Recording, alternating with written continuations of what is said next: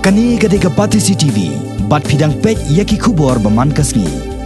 Haka lai potrek ubna jeli belala, kakan hon jong kinong tray jong ka National Health Mission. Kalayo ban pelong biang ya kedor barba jong ka basisian jisnam. Nado balasang ya ka arsnam mensua. Ban kami nak benta ke bahakamian jong kinong tray kani kesna tray kam jong ka sarkar pleng.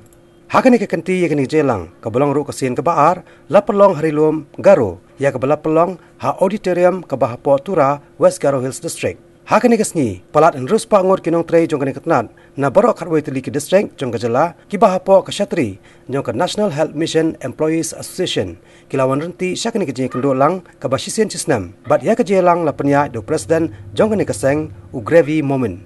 Hakani kador bar na kalyang u general secretary jong kani kaseng u Ba Johnson Nongben ulayo ban puli ka kaipot rekam jong kani kaseng hakani ka cisnam balala.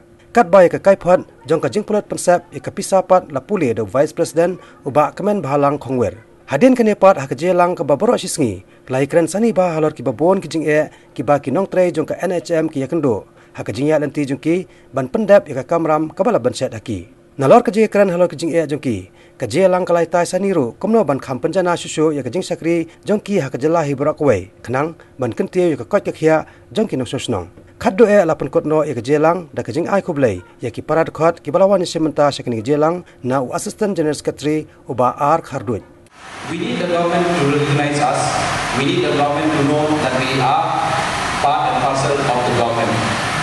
But I'll tell you, this is a point which we have discussed with our present Honorable Chief Minister, Mr. Konrad Sharma, and he told that this would probably be a bit of a problem.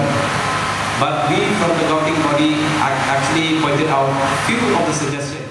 Submitting the memorandum telling him that the preference should be given to the NHM serving staff nurse who have at least served for 3 years, not just 1-2 months. So this is the idea which were given by us to the Chief Minister, and he said these can be incorporated, especially for technical staff.